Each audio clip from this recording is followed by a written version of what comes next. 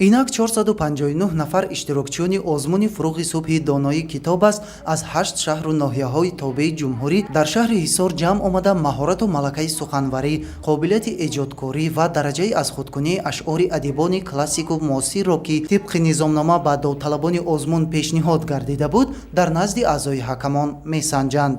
ҳамаи он иштирокчиёне ки дар даври дуюми ин озмун ғолиб дониста шудаанд, акнун дар даври сеюм иштирок хоҳанд кард. ин марҳилаи озмун барои иштирокчиёни шаҳрҳои Роғун, Ваҳдат, Ҳисор, Турсунзода ва ноҳияҳои Файзобод, Варзоб, Рӯдакӣ ва Шаҳри Нав аз 21 то 25 августи соли равон дар китобхонаи марказии шаҳри Ҳисор идома ёфта, ғолибон ба даври ҷумҳуриявӣ роҳхат мегиранд. аз завқи баланди иштирокчиён маълум гардид ки онҳо ба ин давр бо тайёрии ҷиддӣ омадаанд. ман бори аввал аст ки дар ин озмун иштирок мекунам ва дуюм давро гузаштам ва сеюм давро боварии комил дорам ки ҷои аввалро мегирам.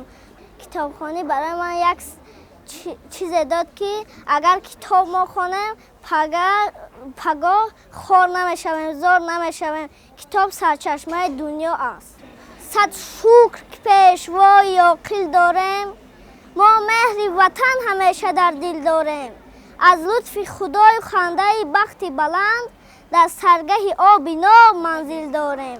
ман 100 то рубоӣ, 100 то чистон, 100 то латифа, 150 то зарбулмасал ва мақол ва мисраҳои шеърӣ зиёда аз 2000 мисра аз худ намудам. миннатдории худамро ба президент ҷумҳурии Тоҷикистон муҳтарам Эмомалии Раҳмон мерасонам ки ин озмунҳоро барои мо ташкил мекунад ва мо китобхонии завқамон зиёд шавад. бояд гуфт ки иштирокчиён аз рӯи сину соли муайян ба гурӯҳҳо тақсим гардида ҳар як номинатсия дар алоҳидагӣ баргузор карда мешавад. дар рӯзи якум иштирокчиёни сину соли хурд дар номинатсияҳои адабиёти кӯдакону наврасон ва осори шифоҳӣ, адабиёти классики тоҷик, адабиёти муосири тоҷик, адабиёти ҷаҳон, эҷоди назм ва эҷоди наср маҳорати худро санҷиданд. хуштарзи китоб дар ҷаҳон ёре нест, дар ғамкадаи замона ғамхоре нест. ҳар лаҳза ба азу ба гӯшаи танҳоӣ, сад роҳате ҳаст, ҳаргиз овзоре нест. иштирок дар озмуни фурӯғи субҳи доноӣ аз рӯи номинатсияи адабиёти ҷаҳон аз забонҳои хориҷӣ хеле ба ман писанд буд ва ман дар ин озмун иштирок намудам. миннатдории худро ба пешвои миллат муҳтарам эмомалии Раҳмон мерасонам ки моро ба ин озмунҳо авазгардонӣ карданд. аз рӯи номинатсияи адабиёти кӯдакону наврасон ва осори шифоҳӣ иштирок менамоям. ман зиёда аз 4000 мисраи шеърӣ, инчунин чистону зарбулмасал, тезгӯяку латифа, афсонаю ҳикоя, ғазалу рубоӣ, дубайтию панд аз бар намудаам.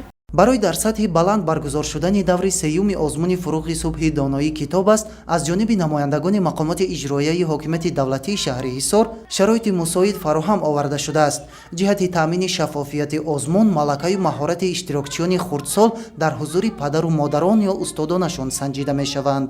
озмуни ҷумҳуриявии фурӯғи субҳи доноӣ китоб аст бо мақсади баландбардоштани завқи китобхонӣ, тақвияти нерӯи зеҳнӣ, дарёфти чеҳраҳои нави суханвару сухандон, арҷ гузоштан ба арзишҳои миллию фарҳангӣ, инкишофи қобилияти эҷодӣ, таҳкими эҳсоси худогоҳию худшиносӣ, такмили захираи луғавӣ, тақвияти ҷаҳони маънавии аҳолии кишвар соли шашум аст ки гузаронида мешавад.